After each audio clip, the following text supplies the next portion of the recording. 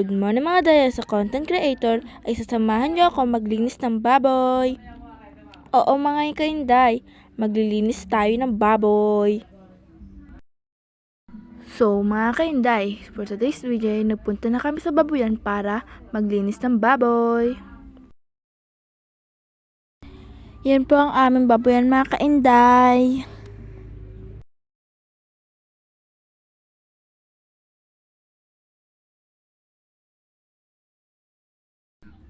So yan mga kainday, sila yung nagsisimula na ako'y naglalakad pa rin.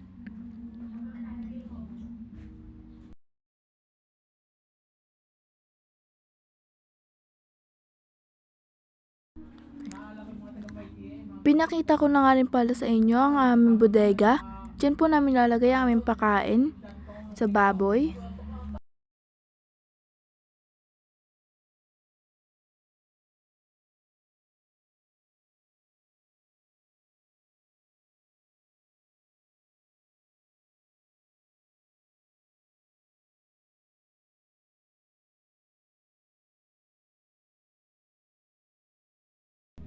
So yan mga kainday, nagsimula na nga rin po pala akong maglinis ng baboy. At kung makikita nyo naman po na medyo binibilisan ko rin po at pinapost forward yung video. Kasi po medyo mahaba-haba po kasi ang video.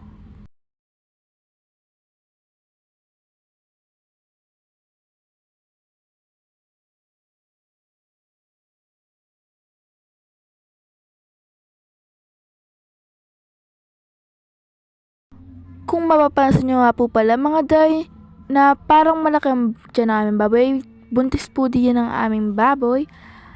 At kaya po siya sobrang likot diyan habang nililinisan ko.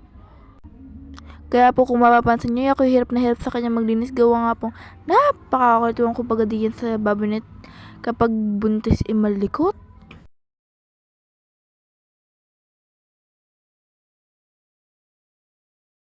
Buti nga lang po at natapos ko na ang aking paglinis sa kanya at kahit ganyang kalikot ay natapos ko rin.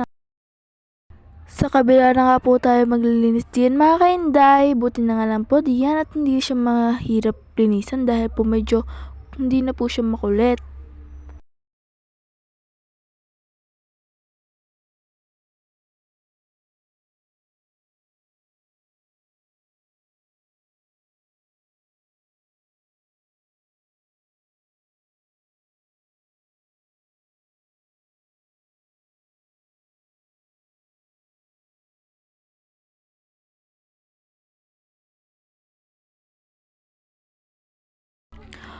Kung kailan patapos na po mga day, tsaka pa siya kumulit. Kaya po medyo nahirapan ako nung inaanlawan ko siya. Kung mapapansin nyo nga po mga day, kinakagat niya yung host namin. Ewan ko ba't parang gusto yatang kainin yung host namin.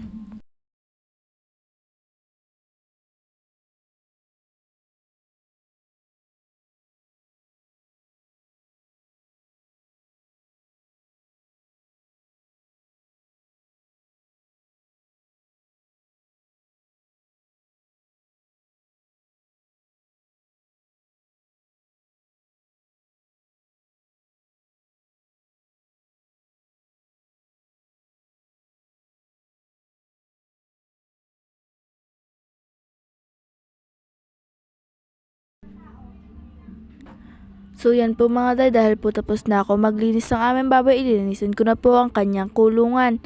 Tinanggal ko na po ang kanyang mga tae at mga ipot diyan at winalis ko na rin po pala.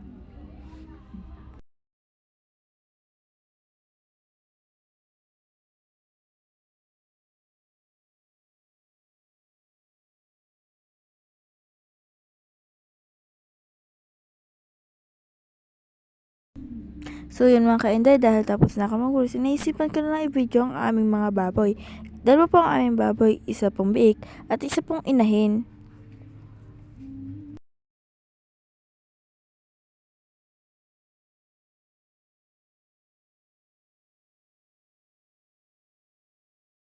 Tinanong ko na nga rin po ang aking papa kung anong oras po kami uuwi pagkatapos po ng aming gagawin dito sa baboyan. naboring na po ang aking kapatid at gusto nang umuwi at wala na daw po siyang gagawin.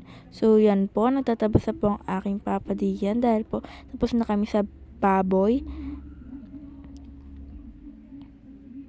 Nagmukha na rin po kasi siyang gubat kaya po kinailangan na pong tabasan dahil kung hindi po yung tatabasan ay baka po magkaahas na. So yan po mga kainday ang aming baboy. Pinakita ko na rin po sa inyo ang aming mga baboy at ang aming babuyan. Ipapakita ko nga rin po para sa inyo ang likod ng aming babuyan. Yan po ay mga lagayan para mga ibang baboy. Dapat nga po pala ay marami na kaming baboy. Ngayon kaso nga lang po ay kami napis din noong nakaraang taon. Buti na nga lang may pera pambili pa ng mga baboy. So yan po ang aming likod ng aming babuyan. Yan po ang aming babuyan. At pinakita ko na nga rin po pala sa inyo ang aming likod. Yan po ay tinabasa na rin at gawa pong magubat na rin. Kaya kinailangan na rin pong tabasan. Yan nga po pala ang itsura ng aming likod ng aming babuyan. So, yan po mga kaintay dahil po ako'y naboring at wala na rin po naman akong magawa. Kung ano-ano na po aking pinagagawa. Nag-video na nga rin po ako na parang baliw diyan.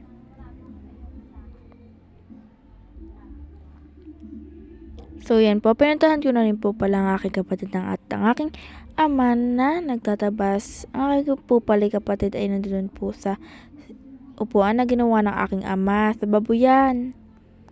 Kung saan siya nagtabas kanina. So yan po, hindi pa nga po tapos yung papa ko magtabas. Kami po yung pumunot, wala na po talaga kami magawa at wala naman po inuutos sa amin. So yan po, pauwi na po pala kami dyan. Ito ang aking papa yung tatabis pa. Dahil po sabi niya kami mauna na, kami po umuna na.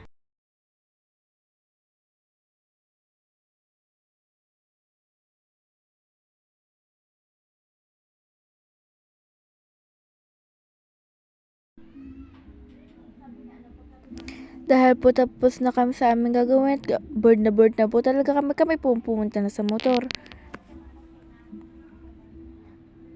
Ang aking nga po palang taga-video yung aking kapatid diyan, kaya nga po magulo ang aming video diyan.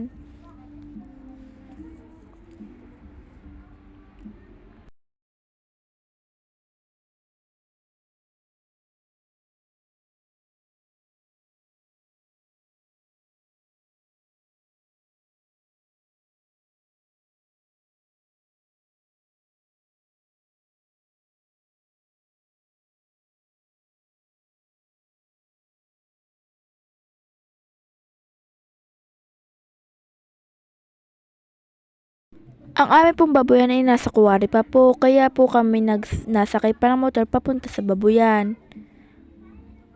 So kung makikita nyo nga po pala yung bundok ng San Marcelino, ay wala na po mga puno-puno masyado dahil po yung nakalbo na yan. Ginawa na po kasi iyan. So ipapakita ko nga rin po pa sa inyo ang lugar na kung saan namin pinagawa ang aming babuyan.